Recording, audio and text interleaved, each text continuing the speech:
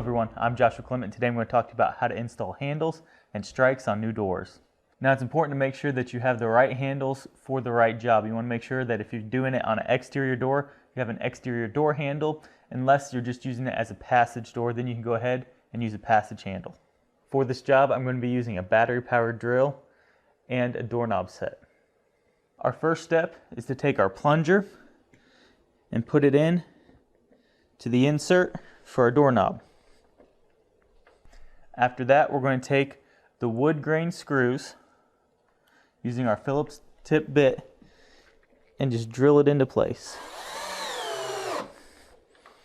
Next, we're going to take our door handles, making sure that the outside goes on the outside of the room and that the lock part is on the inside.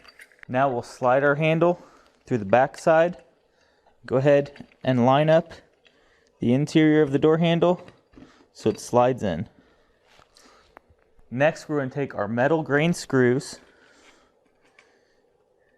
and attach our door handle. After you have the screws started, go ahead and tighten them up with your drill. Now we'll make sure that the doorknob works, locked and unlocked.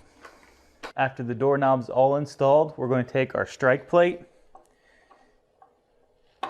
put it into the recess notch, use some wood grain screws, and drill it into place.